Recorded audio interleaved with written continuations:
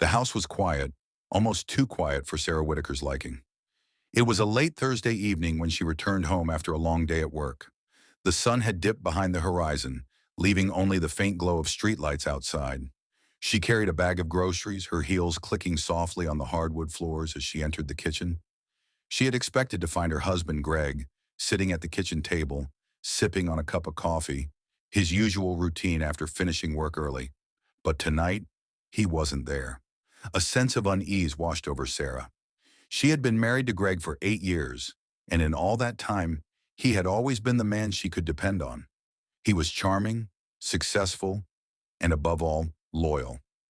Or so she thought. But recently, there had been a growing distance between them. Greg had been acting strange, more withdrawn, distant. He'd spend hours in his study, and when she tried to talk to him, he'd brush her off with a distracted smile or an excuse. It wasn't like him. Tonight, though, there was something more. As Sarah put the groceries down on the counter, she noticed a small, odd detail. Greg's laptop was left open on the living room coffee table, a habit he had always kept secretive about. She hesitated for a moment. Maybe she shouldn't, but curiosity got the best of her. She walked over to the laptop and opened the screen. The first thing she saw was a file named Morgue. Her heart skipped a beat, but she clicked it anyway. What she saw in that file would haunt her for the rest of her life. There were hundreds of photographs, most of them disturbing beyond comprehension. They were images of Greg, her husband, with corpses. The bodies were not in any state of repose or dignity. They were in positions that could only be described as grotesque. The images were taken at various times and in various morgues. The body count seemed to climb as she scrolled further down the screen. She could barely catch her breath. Was this some kind of sick joke? She couldn't process what she was seeing, but there it was. Her husband, Greg Whitaker, standing beside lifeless bodies, some in hospital gowns, others barely identifiable from the bruising or damage they had sustained, performing unspeakable acts on them. Some of the images had dates, and the years spanned back over a decade. There was even a folder titled 200 Corpses, an unsettling collection of photographs. She recoiled from the screen, her mind racing, unable to reconcile the image before her with the man she thought she knew. She had to tell someone. But who? And what could she possibly say? This was beyond anything she had ever imagined. Her stomach churned, and her hand trembled as she closed the laptop. There was only one person she could turn to now, but she had no idea what she was going to say. Just as she sat down on the couch, trying to collect herself, she heard the sound of the front door creaking open. She stood up quickly, heart racing. Greg walked in, his usual calm demeanor on his face, but there was something different about his eyes.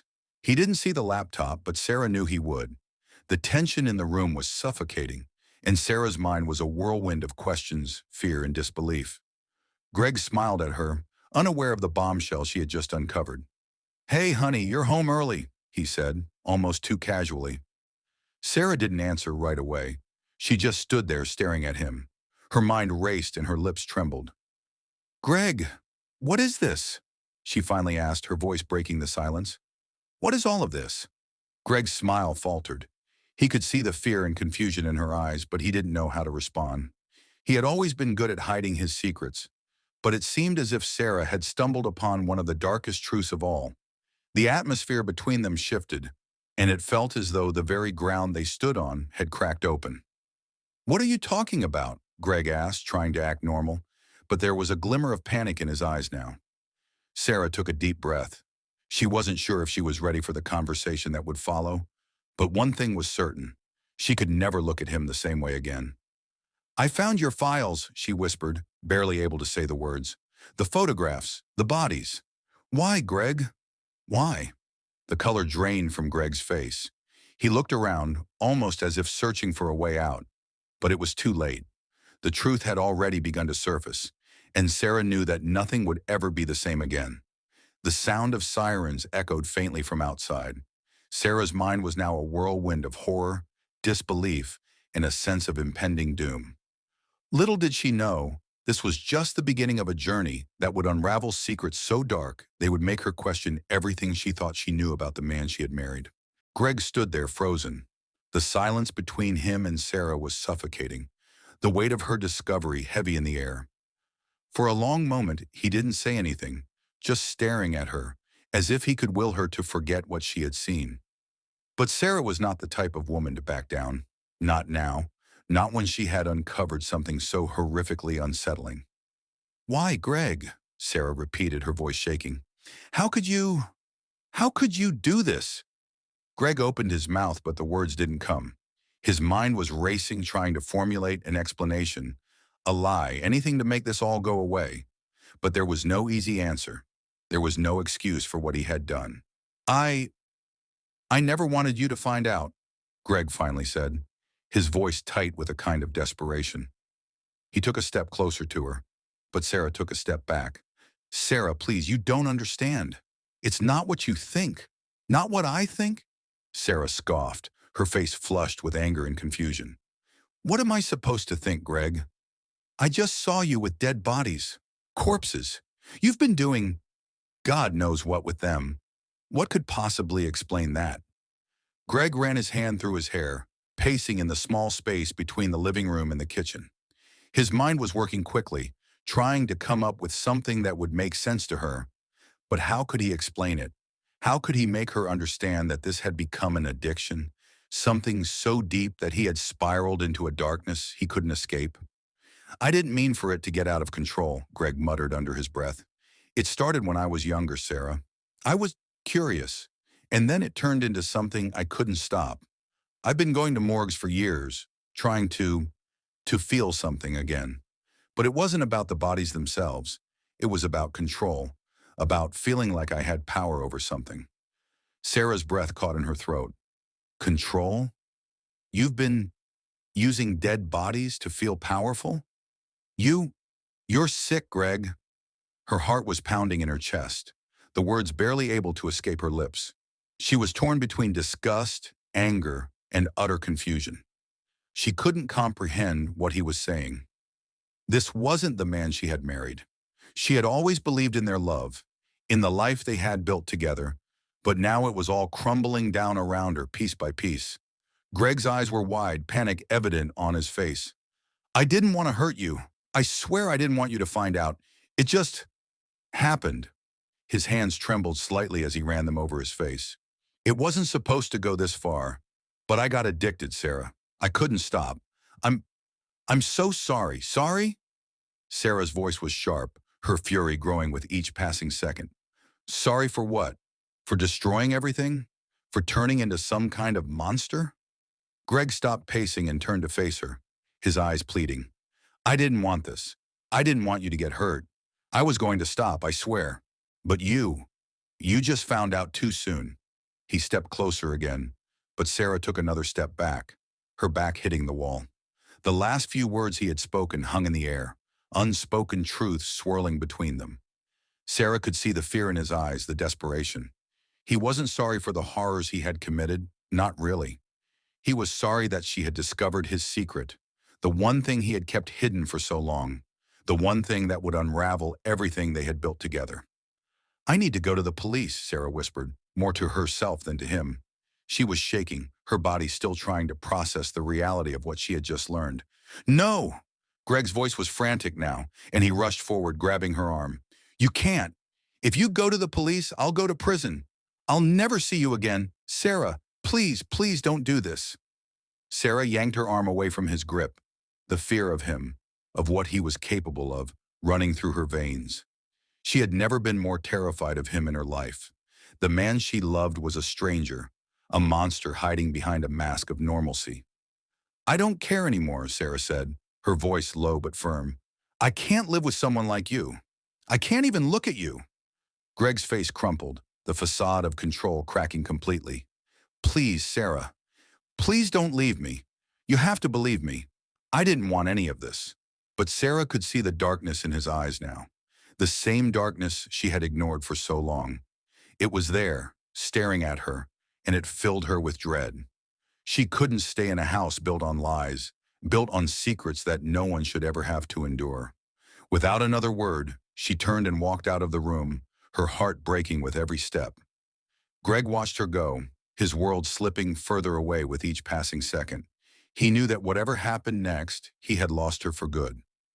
The next morning, Sarah couldn't bring herself to go to work. Instead, she sat at her kitchen table, staring blankly at the phone in her hand, wondering what to do. Should she call the police? She knew she had to. There was no way she could keep this secret, not with the evidence Greg had left behind. But there was something else gnawing at her. What would happen to her now? What would happen to him? Would he really be capable of doing something like this?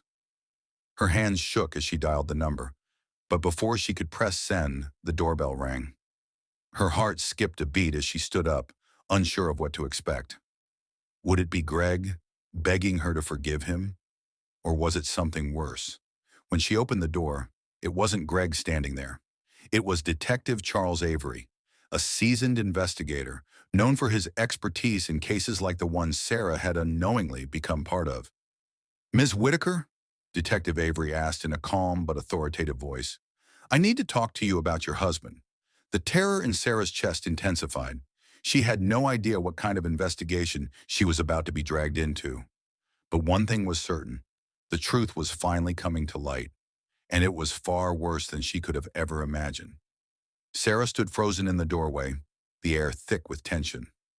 Detective Charles Avery, a seasoned investigator in his early 40s, stood before her with an expression that conveyed both professionalism and concern.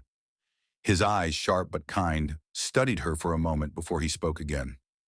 "Ms. Whitaker, I know this is a difficult time, but I need to ask you some questions about your husband." "It's important," Detective Avery said, his voice calm but carrying an unmistakable weight. For a brief moment, Sarah could only stare at him, unsure of how to respond. The events of the past 24 hours had left her feeling numb, her mind still struggling to process the horrors she had discovered. She had been preparing to go to the police, but she hadn't expected them to come to her.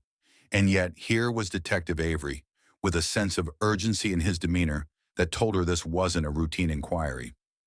"Is this about Greg?" Sarah asked, her voice trembling. She was still shaking, the cold realization of what her husband had done lingering in her thoughts.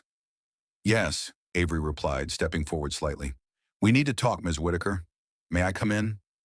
Reluctantly, Sarah stepped aside, allowing the detective into her home.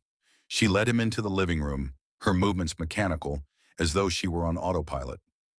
Avery sat down in the armchair across from her, his eyes scanning the room before settling on her face. There was something about his presence, calm, composed, that made Sarah feel both at ease and uneasy at the same time. She could tell this wasn't just a casual visit. "I know this is hard, but I need you to understand that we're investigating a serious matter," Avery continued, his gaze softening. "Your husband, Greg Whitaker, is involved in something far darker than anyone could have expected. And you, Ms. Whitaker, may hold the key to understanding the truth." Sarah's breath caught in her throat. She didn't need him to say it outright. She knew. She had already uncovered the photographs, the evidence of her husband's grotesque acts. It was all too real now, and the dread that had settled in her chest intensified. "I don't understand," Sarah murmured, her voice barely above a whisper. "What is he involved in, exactly?" Avery leaned forward, his hands clasped together. "We've discovered that your husband has been involved in a series of illegal activities. But this isn't just a case of theft or fraud. We're dealing with something far more sinister." Sarah felt the blood drain from her face as her mind raced, trying to piece together what he was saying. "What do you mean? What kind of activities?" Avery paused for a moment, choosing his words carefully. "Greg has been frequenting morgues for years. We've uncovered evidence linking him to over 200 bodies that have been desecrated."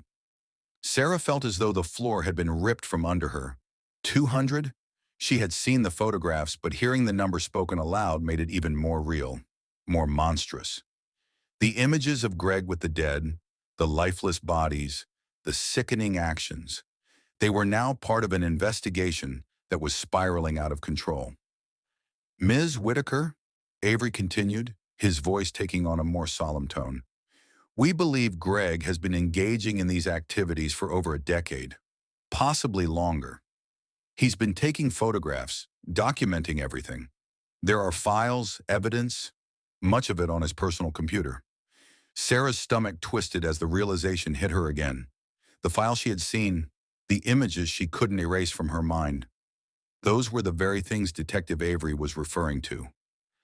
How, how did you find out? Sarah asked, still in shock, her voice shaking as she tried to grasp the enormity of what was happening.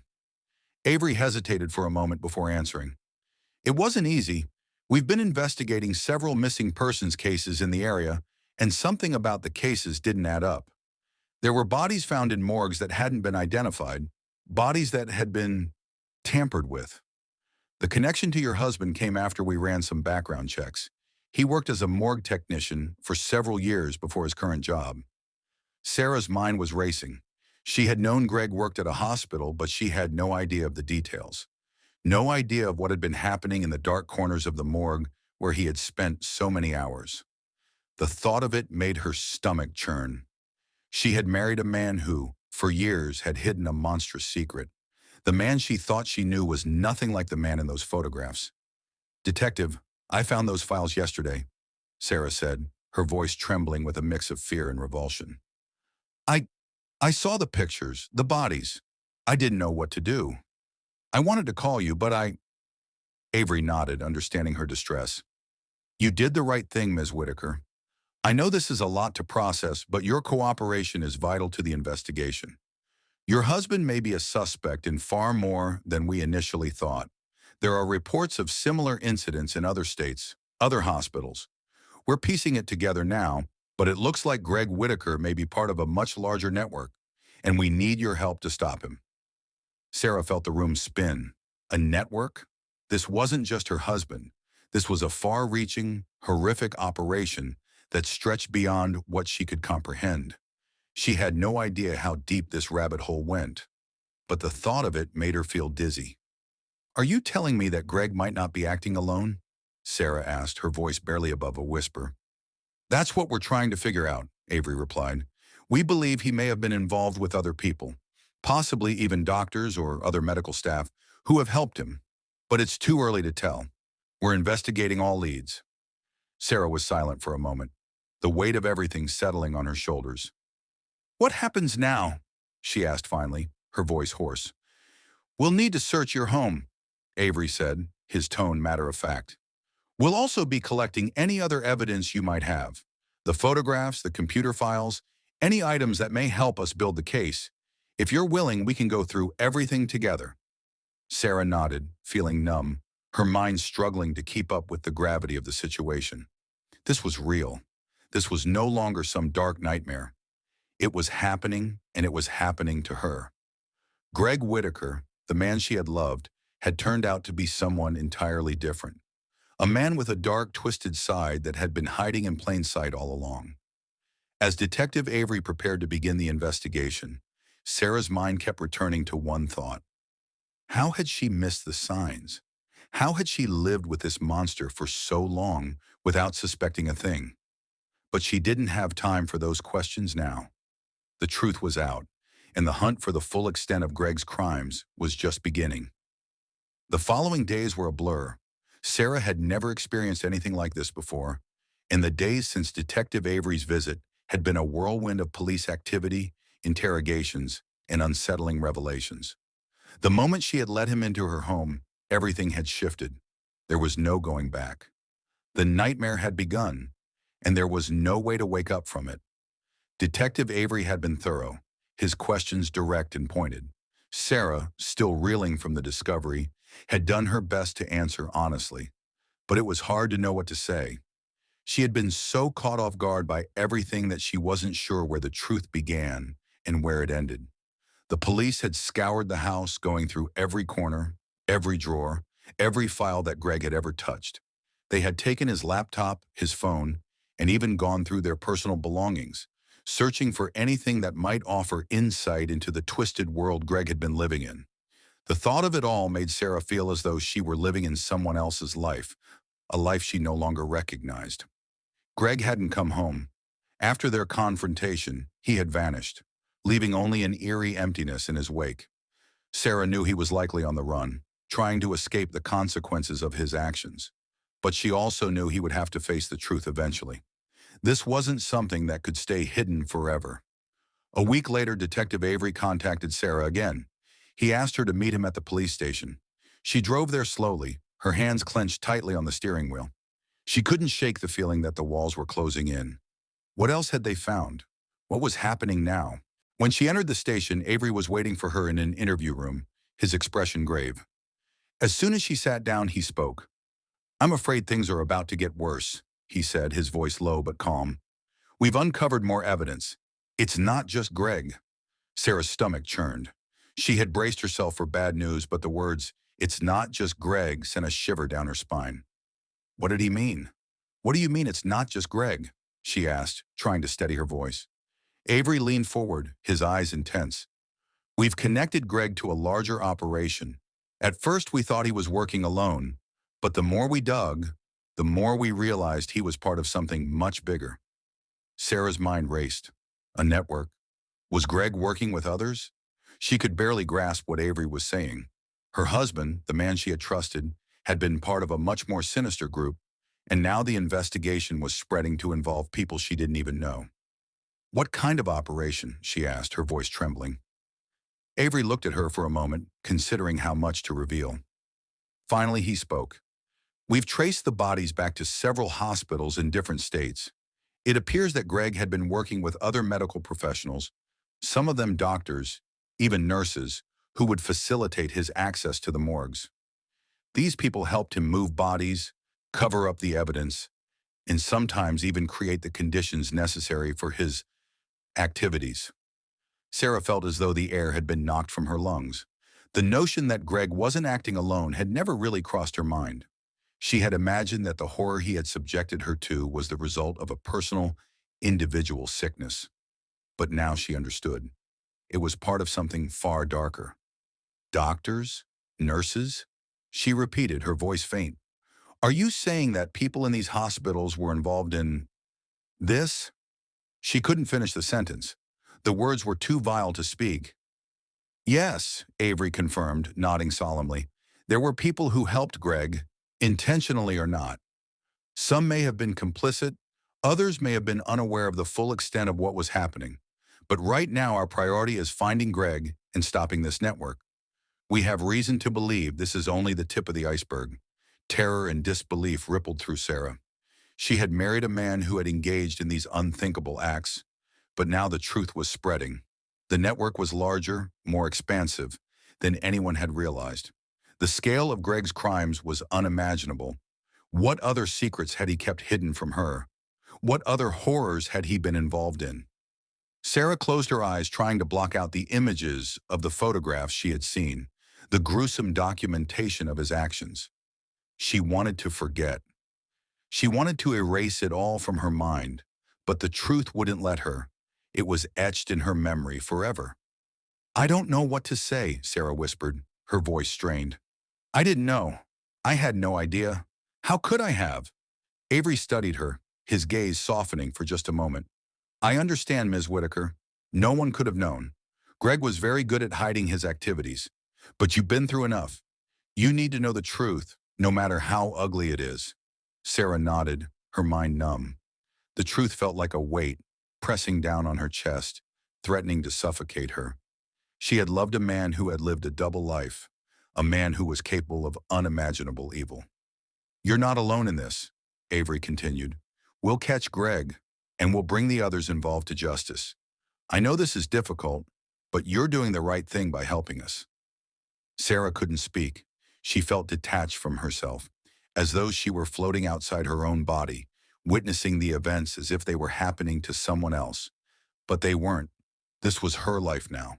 This was her nightmare, and it had only just begun. The investigation into Greg Whitaker's crimes intensified. The police had tracked down several members of the network, including 2 doctors from different hospitals. Both had been arrested on suspicion of involvement, though their level of knowledge and participation was still unclear. However, these arrests only deepened the mystery. What had driven these professionals to become complicit in such a grotesque operation? Were they aware of the full extent of the crimes, or had they been manipulated by Greg and his cohorts? As the weeks passed, the scope of Greg's network began to unfold. Investigators uncovered more photographs, more files, and even confessions from some of the doctors involved. But Greg remained elusive, his whereabouts unknown. It seemed as though he had vanished without a trace. Sarah's world had been turned upside down, and every day felt like a struggle to keep her mind from spiraling into chaos. She tried to go on with her life, but the shadows of what had happened loomed over her at every turn. She had to keep moving forward, she told herself. There was no other choice. But even as the investigation continued, one question gnawed at her. How long had Greg been hiding his true self? How long had the man she had loved been living a double life? And most haunting of all, how had she never seen the signs? The more Sarah thought about it, the more she realized that the answers she sought might be more terrifying than the truth she had already uncovered. The days continued to drag on, each one blending into the next as Sarah tried to come to terms with the nightmare that had become her reality. Every waking moment was filled with questions, doubts, and an overwhelming sense of disbelief. How could she have been so blind? How had she spent so many years with a man capable of such monstrous acts? The guilt weighed heavily on her chest, even though Detective Avery had reassured her that she was not to blame. It wasn't her fault that Greg had kept his twisted life hidden behind a mask of normalcy. But no matter how much logic she tried to apply, the guilt gnawed at her soul. Her phone calls to friends and family had dwindled. There was no one left who could offer her comfort, not really. Most of them had been just as shocked as she was, unable to understand how someone they had known, someone they had trusted, could have been so capable of cruelty. Even her best friend Emma, who had always been there for her, was struggling to process the gravity of the situation. But Sarah didn't have the luxury of withdrawing into herself anymore. The investigation was intensifying, and Detective Avery had made it clear that they needed her help. She was no longer just a wife caught in the crossfire. She was now a key witness in an investigation that had the potential to expose a criminal network larger than anyone had ever anticipated. It was late one evening when Detective Avery called her again, his voice urgent, tinged with frustration. "Sarah, we've made a breakthrough," he said, not bothering with pleasantries. "We've located Greg. He's in hiding, but we know where he is. We have a team ready to move in, but we need you to come down here." Now Sarah's heart pounded in her chest. For weeks, she had been living with the constant fear that Greg might show up at her door, begging for forgiveness, pleading for her to keep his secret. But now, hearing that he was finally located, something inside her hardened. This was it. It was time to face the truth once and for all. "I'll be there," she said, her voice steady despite the storm of emotions swirling inside her. At the police station, Sarah was met by Avery and several other officers, each of them focused on the task at hand. The atmosphere in the room was tense, and she could see the weight of the moment in their eyes. This was the climax of weeks of painstaking investigation, and they were all bracing for what would come next. "Greg's been hiding out in an old warehouse near the docks," Avery explained, pacing as he spoke. "We've got intel suggesting he's been there for the past few days. It's the perfect place for him to lay low, but we have reason to believe he's getting ready to leave town." "Leave town?" Sarah repeated, her voice strained. "Where would he go?"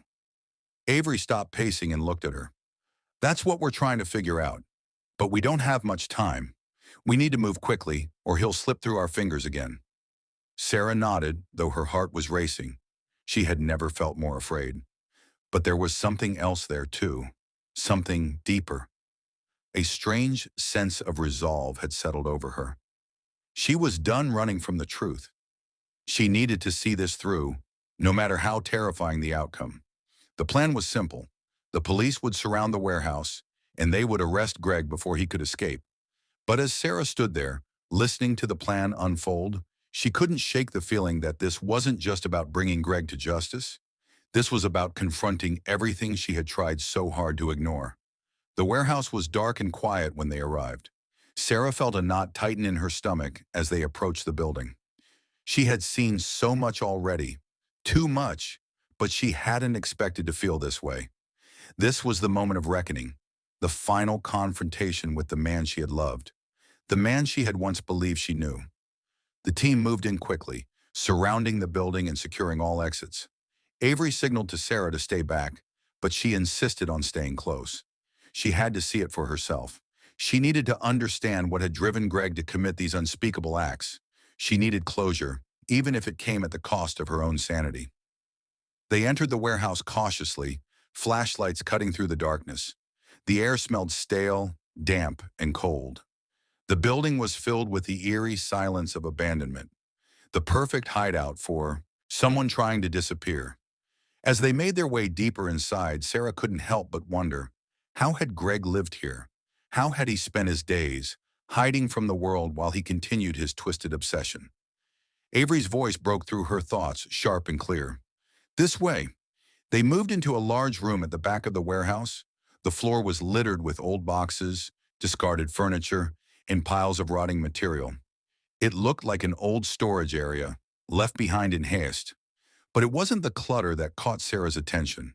It was the wall. At first, she thought it was just an odd arrangement of old photos and strange objects. But as she stepped closer, her breath caught in her throat. The wall was covered with photographs, thousands of them.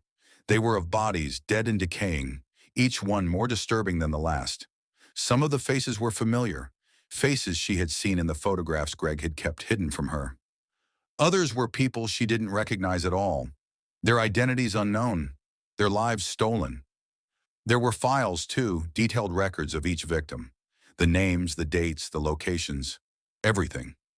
It was as though Greg had been meticulously documenting his crimes, as though he were proud of them, even though he knew how wrong they were.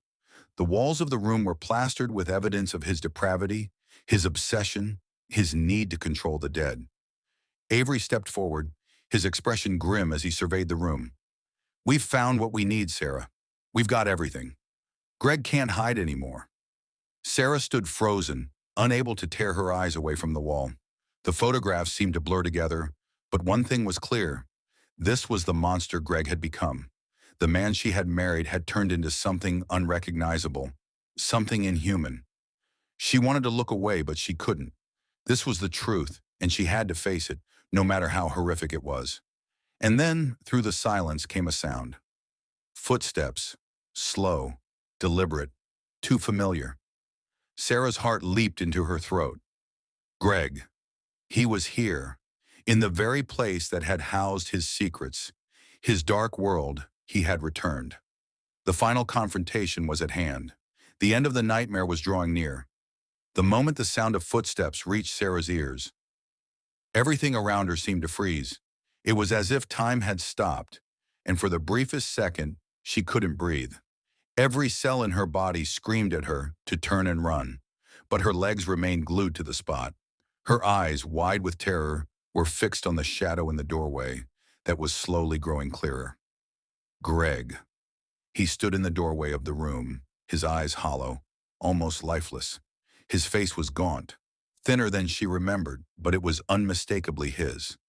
He didn't seem surprised to see her there. In fact, he looked almost calm, as if he had been waiting for this moment for a long time. There was a strange, unsettling stillness about him.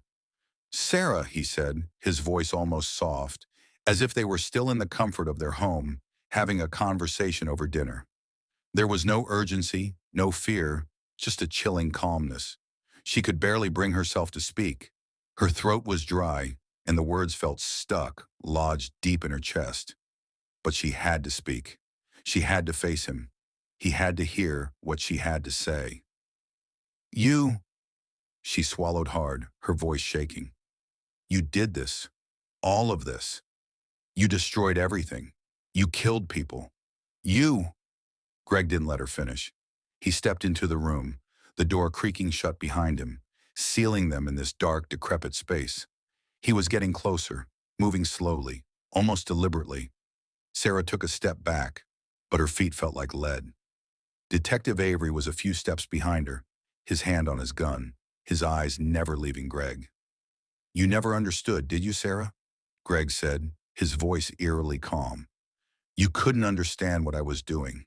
The world never gave me what I wanted. It never gave me what I needed. So I took it."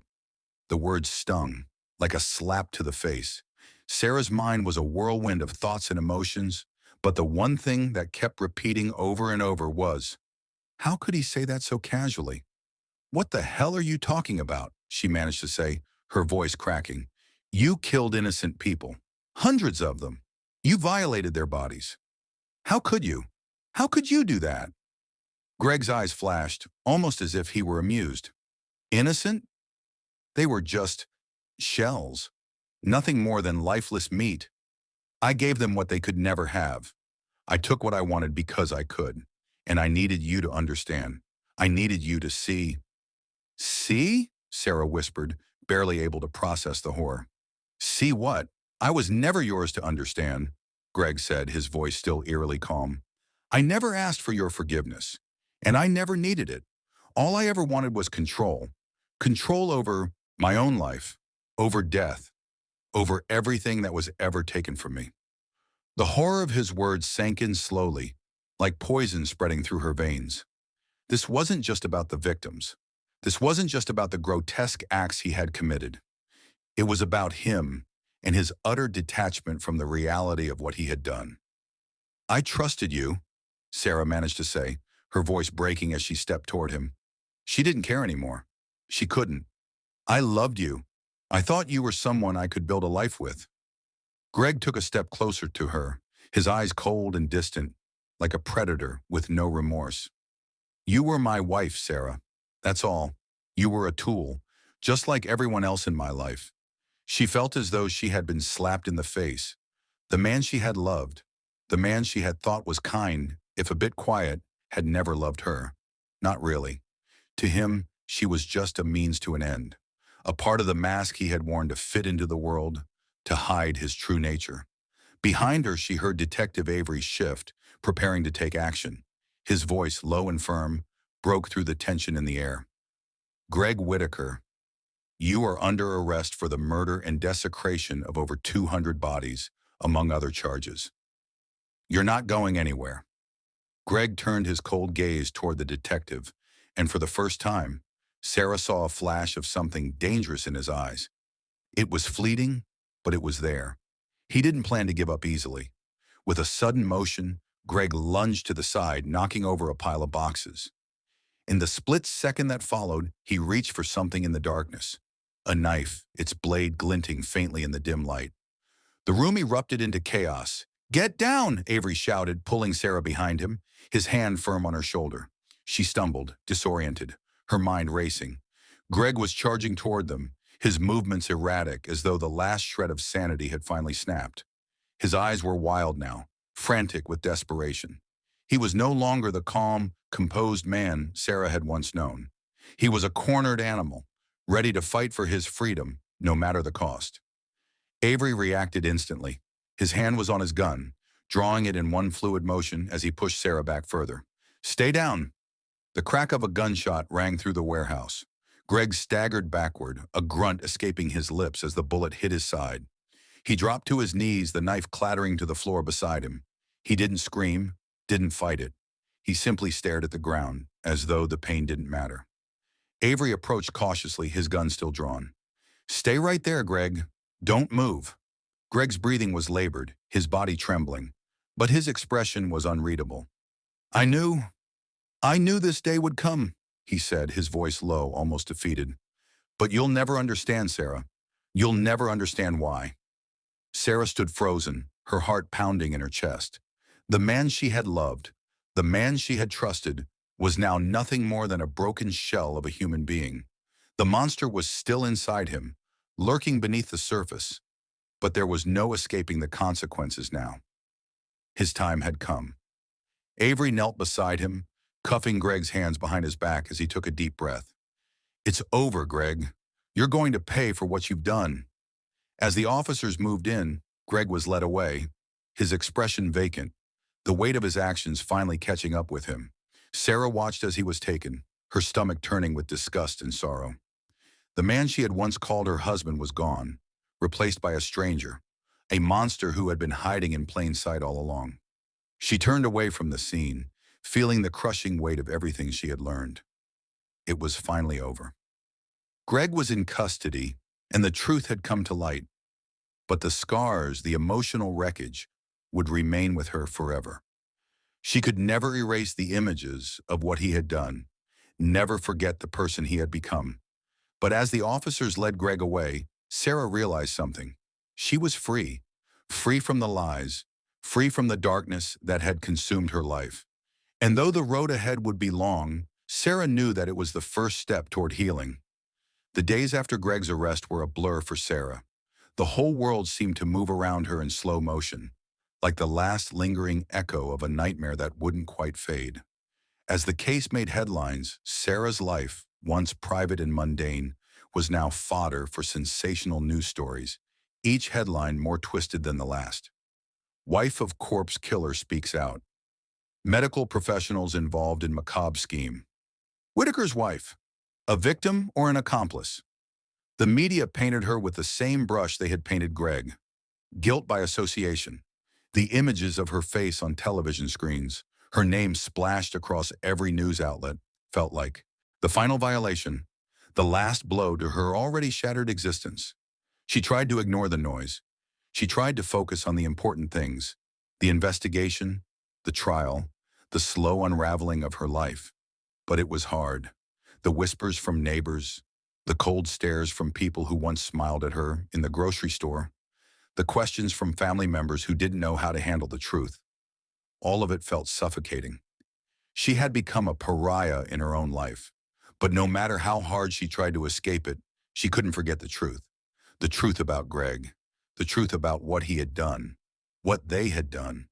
The trial was set to begin a few months after Greg's arrest.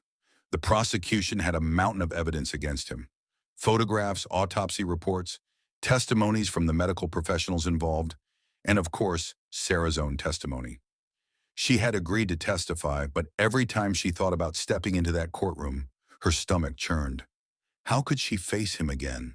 How could she speak the words, the truth, about what he had done to those bodies? What he had done to her? Sarah had spent so many sleepless nights replaying every conversation, every moment, trying to find the signs she had missed. She wondered if she had somehow enabled him, if she had been complicit in some way, even if she hadn't known. But Detective Avery had assured her that none of it was her fault. She had been manipulated. She had been a victim, just like everyone else Greg had harmed. Still, it didn't make the burden any lighter. The weight of the truth felt like a lead blanket smothering her. It didn't matter that Greg was the one who had committed the crimes. She had lived in a lie for so long, believed in a person who wasn't real. How could she have been so blind? The day of the trial arrived, and Sarah stood outside the courtroom, her hands trembling as she gripped her purse. She could hear the murmur of the crowd inside, the shuffle of shoes, the hushed conversations of spectators. It was packed, the trial having attracted a lot of attention. As she stepped inside, she saw the reporters at the back, their cameras flashing, their microphones ready to catch every word. They would be hanging on every detail of the case, every word she said. She tried not to think about it, tried not to look at them, but it was impossible. She walked to her seat in the witness stand, her heart pounding in her chest. For a moment, she almost thought she might faint, her body going weak under the weight of it all. But she had to do this. She had to speak the truth. When her turn came, she stood and took a deep breath, feeling every eye in the room on her. The prosecutor, a young woman named Linda Graham, stood up and gave her a sympathetic smile. "Mrs. Whitaker," she began gently, "I know this must be difficult for you, but we need to hear from you. Can you tell us what you knew about your husband's activities?" Sarah's voice wavered, but she managed to steady herself. She had practiced these words so many times in front of a mirror, in her mind, but now that she had to speak them aloud, it was different. "I didn't know," she said, her voice thin but clear. "I didn't know what he was doing. I had no idea. If I had, I would have done something. I loved him, but he wasn't the man I thought he was." She paused, the room silent, save for the scribbling of pens and the click of cameras. Sarah's gaze locked on Greg, sitting across the room, shackled and stoic, his eyes vacant, his expression unreadable. She couldn't even bring herself to look at him for long. It was too much to bear. But she had to continue. "I loved him," she repeated, her voice breaking. "I trusted him, and now I don't know who he was. I don't know how he could have done the things he did. I don't know how he could have lived this double life, how he could have hurt so many people, taken so many lives. The prosecutor nodded, her voice gentle. We know this is hard, Mrs. Whitaker. We appreciate your courage in coming forward, but you must understand, what Greg Whitaker did wasn't just wrong, it was evil. He took the lives of over 200 people and desecrated their bodies. This wasn't some accident, some mistake. This was deliberate. Sarah nodded, wiping her eyes as the tears she had been holding back finally spilled over. I know. I know now. But I didn't then.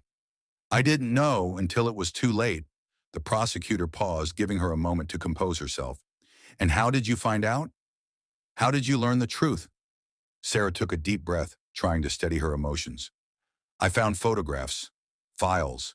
He had kept everything hidden. He thought I wouldn't find it, but I did. And then I confronted him. I found out everything. The bodies, the morgues, the women he had used. Her throat closed up as the words became too much to say, but she forced them out. And then he ran.